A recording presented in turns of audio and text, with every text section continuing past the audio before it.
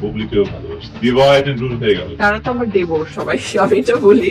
বিশ্বাস তো যে যখন দেখা হয় স্বাভাবিক ব্যাপারগুলো এটা তো সব পক্ষ থেকে আসতে হবে। দুষ্ট লোকদের কি আর সাহস হয় না? 100% অ্যাসিউরেন্স দিয়ে বলি, আই নেভার ফেসড ইট। পত্র লিখতেন কি? তুমি খুব ভালো একজন মানুষ, বড় মাপের একজন অভিনেতা।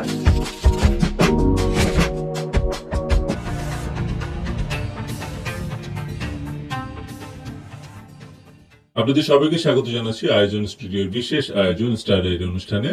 আমাদের এই অনুষ্ঠানে একজন তারকাকে আমরা আমন্ত্রণ জানাই এবং তার ডায়েরি মেলে ধরি আপনাদের সামনে। আজ যিনি আছেন তিনি এই মুহূর্তের বলবো যে অনেক জনপ্রিয় নায়িকা, কেউ কেউ বলেন সবচেয়ে জনপ্রিয় নায়িকা, এবং 3 অক্ষরে তার নাম গেস করেন। আচ্ছা, আমি বলে দিচ্ছি, তার নাম বুবলি। বুবলি, আমাদের স্টুডিওতে আপনাকে স্বাগতম। কেমন আছেন? Thank you so much for inviting me here. আলহামদুলিল্লাহ ভালো আছি ভাইয়া। আমাদের তো এই অনুষ্ঠানের প্রথম প্রশ্নই থাকে হচ্ছে যে মানে ডায়েরি লিখতেন কিনা বা এখনো লিখেন কিনা? ছোটবেলায় লিখতাম। ডায়েরি লেখার এই সুন্দর অভ্যাসটা আসলে ছোটবেলাতেও ছিল। আর যেটা হয়, হ্যাঁ, এখনো লেখা হয়, খুব কম, হয়তো সবসময় লেখা হয় না। এখন ফোনে নোটস তাতে আসলে লেখা হয়। ছোটবেলায় কি লিখতেন? মানে বাবা মার উপর রাগ হলে বেশি লিখতেন নাকি মানে না বলা কথাগুলো লিখতেন? কি লিখতেন সাধারণত? যেটা হতো যে হয়তো প্রতিদিন আছে না যে স্কুলে যাওয়া থেকে শুরু করে শেষ কি কি হয়েছে? কি হয়েছে সেটা হয়তো ছোট ছোট করে লিখে রাখতাম। বা কোনো একটা মজার কোনো ঘটনা ঘটলো, ছোটবেলায় তো মজার ব্যাপারগুলোই বেশি হয়, তখন তো জীবনকে ওভাবে আসলে বুঝে উঠতে পারি না যে কি হচ্ছে বা কি হবে। তো তখন কোনো আনন্দের স্মৃতি হলে সেটা লিখে রাখতাম, কোনো মজার কোনো স্মৃতি হলে লিখে রাখতাম, বা বাবা মা বা ভাই বোনের সাথে কোনো ইন্টারেস্টিং ব্যাপার, বা যেটা কিনা খুব ভালো লেগেছে নিজের কাছে, বা কোনো একটা বিষয় হয়তো বকা খেয়েছি মায়ের কাছ থেকে বা বাবার কাছ থেকে, তখন ওগুলো টুকিটাকি লিখে রাখতাম। তো ওগুলোই হতো। আর নিজের মতো করে মাঝে মাঝে গল্প লিখতাম, যে বই পড়ার অভ্যাসটা ছিল ছোটবেলায়। একটি নতুন বইয়ের যে সুঘ্রাণ, সেটা খুবই ভালো লাগে আমার পার্সোনালি। সো ওই গন্ধটা যে ভালো লেগেছে এটাও লিখে রাখতাম। আচ্ছা আচ্ছা। তো এটা অভ্যাস ছিল ছোটবেলা থেকে। আর এখন বড় হয়ে যাবার পর চেষ্টা করি বই পড়ার বা টুকটাক লেখালেখি করার। প্রথম যখন সিনেমা কাজ করেছেন তখন পর্যন্ত কি অভ্যাসটা ছিল? হ্যাঁ, তখন এখনো আচ্ছা, আছে ভাইয়া, বাট এখন হয়তো বা রেগুলার বেসিস নেই। কিন্তু আছে না যে ডায়েরিতে আবার এটাও লিখে রাখতাম যে নেক্সট মান্থে কিভাবে কি, আছে না একটা প্ল্যানিং থাকে, সেটা লিখে রাখা বা সবকিছু মিলিয়ে।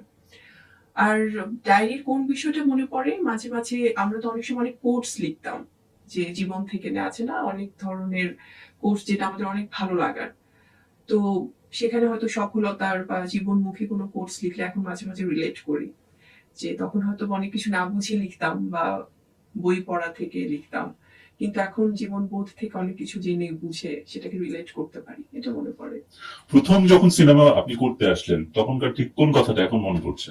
মন দিয়ে কাজ করে যেতে হবে। কি আশা নিয়ে এসেছিলেন আপনি সিনেমায়? মানে কি আশা ছিল? আমি ছোটবেলা থেকেই যেমন খুব কালচারাল একটা পরিবেশে বড় হয়েছি। আমার বাবা মা ভাই বোন মিলে সবাই আসলে খুব ছিমছাম একটা পরিবার। সেখান থেকে যে খুব বড় স্বপ্ন যে নায়িকা হব সিনেমার, ওরকম কখনোই দেখার সাহস হয়নি। আমার জন্ম বেড়ে ওঠা ঢাকাতেই, কিন্তু আমাদের গ্রামের বাড়ি হচ্ছে নোয়াখালী। তো সেদিকটাতে আছে না যে স্বভাবতই একটা ব্যাপার থাকে, যে কিছু রেস্ট্রিকশন থাকে। স্বপ্নটা কখনোই দেখিনি যে চলচ্চিত্রের নায়িকা হব, তবে স্কুলের কোনো কম্পিটিশনে, সেটা নাচের হোক, গানের হোক, অভিনয়ের হোক, অ্যাটেন্ড করা হতো। তো ওখান থেকে ছোট ছোট করে স্বপ্ন দেখা শুরু।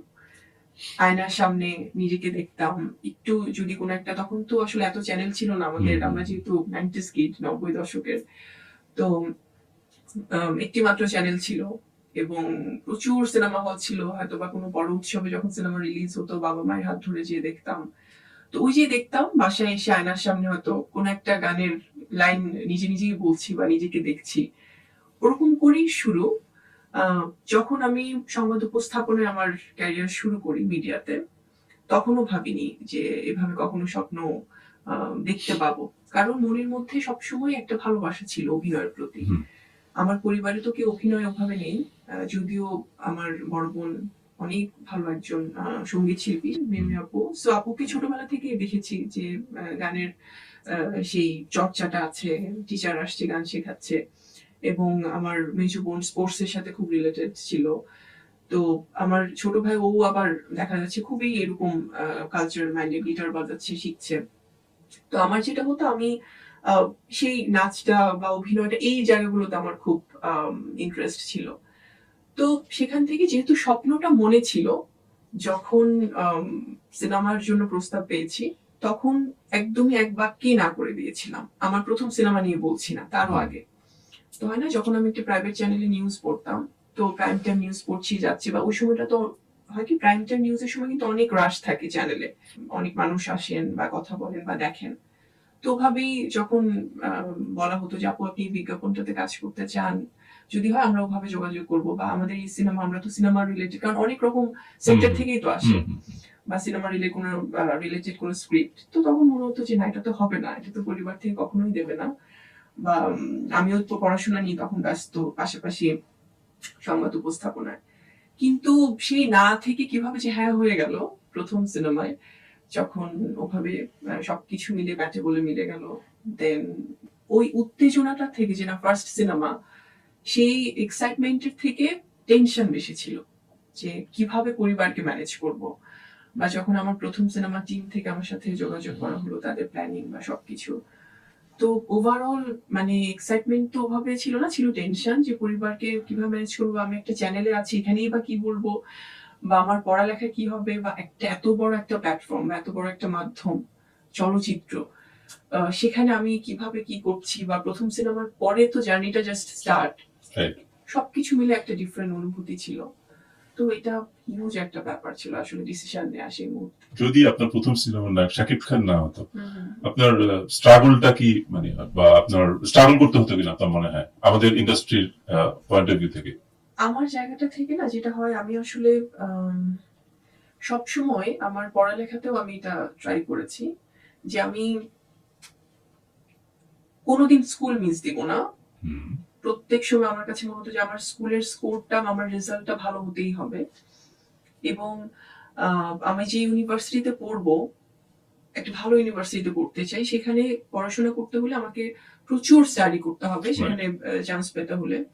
এবং আমি যদি কোনো চ্যানেলে যদি নিউজও পড়ি, সেই চ্যানেলটাও ভালো হতে হবে, পরিবেশটা ভালো হতে হবে, সিকিউর হতে হবে। এবং আমি যদি কখনো ফিল্ম করি, বা আমার যে স্বপ্নটা ছিল যে আমি যদি কখনো অভিনয় করি, সেই জায়গাটাও হতে হবে মানে খুব ভালো। তো সেই ভালো মানে সমন্বয় আসলে ডিসিশন নেওয়া। আপনি যেটা বলছেন যে স্ট্রাগল করতে হতো কিনা, অবশ্যই স্ট্রাগল আছে ভাইয়া, কারণ সেখানে যখন আমাদের দেশের বা বাংলা ফিল্ম ইন্ডাস্ট্রি, আমি যেটা বলি যে সবচেয়ে বড় মেগা স্টার শাকিব খান, যখন তার জায়গাতে বা তাকে, তার বিপরীতে যখন আমাকে কাজ করা হলো আমাদের প্রথম সিনেমাটা তো আসলে প্রিয়ারে নামের একটা সিনেমা হওয়ার কথা ছিল। তো সেই